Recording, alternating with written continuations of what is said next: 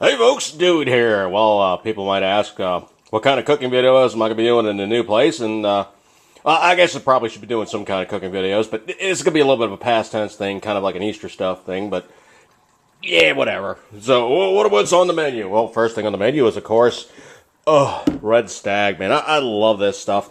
Even though I'm not a huge Jim Beam fan, man, this stuff's just amazing. But, of course, you must have his brother in kind. Uh-oh, bottle's stuck. Oh, I must have screwed on the cap too tight. Oh, I better fix that and let it breathe. How do we let it breathe? Well, I've been sucking back shots better part of the day, so I'll fix that right now. To absent companions. You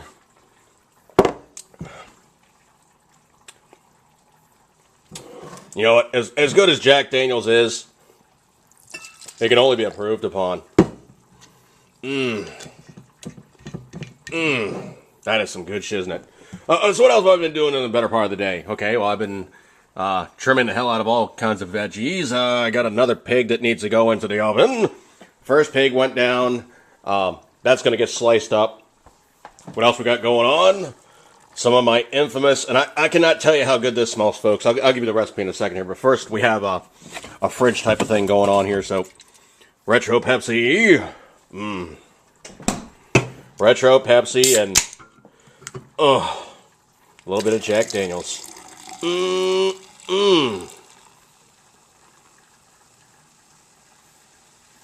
Oh, for medicinal purposes only. So, if you guys aren't sucking them down, you probably should mix up a few. To my brother from another mother, Ammohead73, brother, I toast you. And to all absent companions, all former service members who are now retired, read like deceased, I give you credit and I salute you. To absent companions, yet again.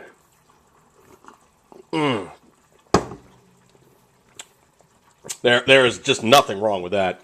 Okay, so going over here to the cooking stuff.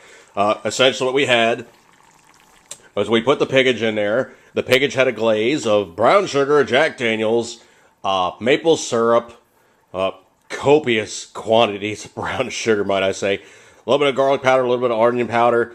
Painted that sucker on there.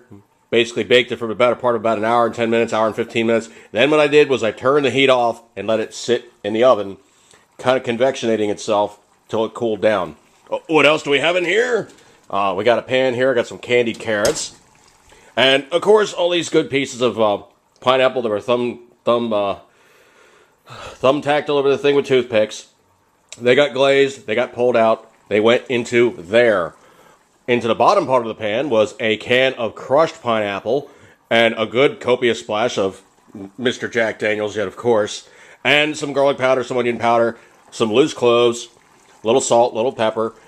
A lot of garlic powder, a lot of onion powder. And now what I'm doing is I'm taking this stuff, all these yummies from the pan, and I'm reducing it. So what this is basically this is going to be my pineapple chutney.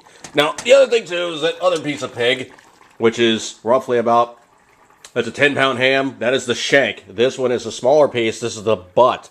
The butt is the top of the ham. The shank is the bottom of the ham. So if you were to look at it from a leg side, the shank would be the upright portion. The butt would be the top half. They just slit the two right down the middle from east to west and basically make the butt section, which is the half-round crescent type thing that goes on the top. That's that mostly meaty section that's on top of the piggage, as opposed to the shank, which is the upright structure which supports the piggage. Now, going over here and get me a little bit buzzed up here, but yeah, drunk cooking, good times. Ammohead brother, you were right on that one. This is fun stuff. Okay, so then basically this stuff goes into here. It gets a little bit more garlic, a little bit more onion, a good hunk of Worcestershire sauce. Worcestershire. Whatever.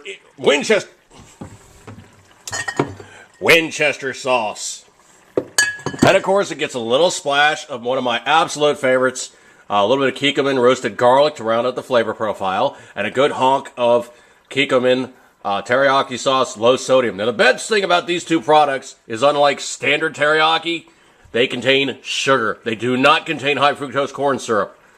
Good shit, isn't it? Okay, so basically, This thing started out as the better part of full. What I'm going to do is I'm going to run it until it is pretty much not quite mashed potatoes, not quite like, completely bereft of liquid, but I want to have something maybe akin to maybe like, like a fairly loose fruit compote.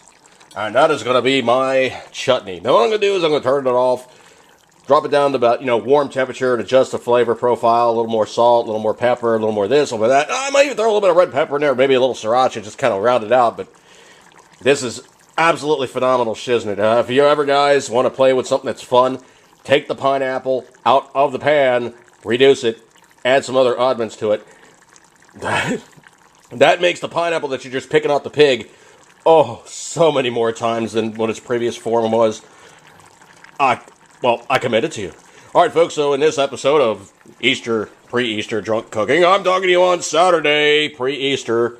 I'm drinking some Retro Pepsi and some Jack Black and some Red Stag, and I committed to you. Good times.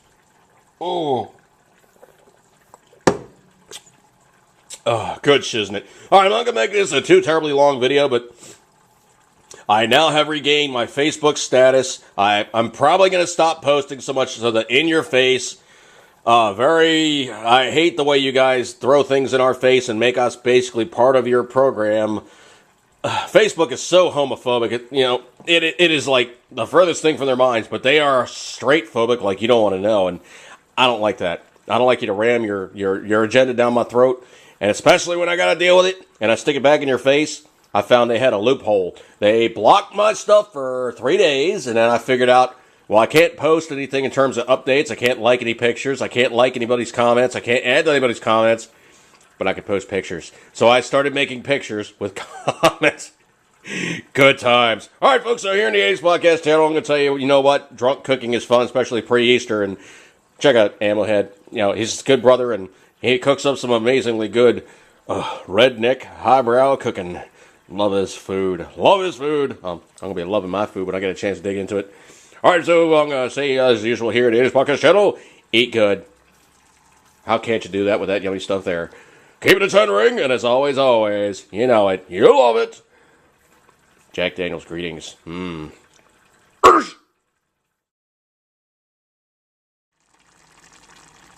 Apparently, there's one little component I forgot.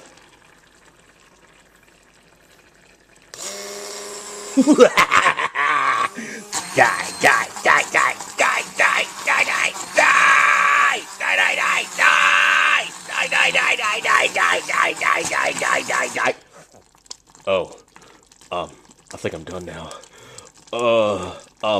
Perhaps you guys were wondering why I don't have so many episodes where I get mad at things.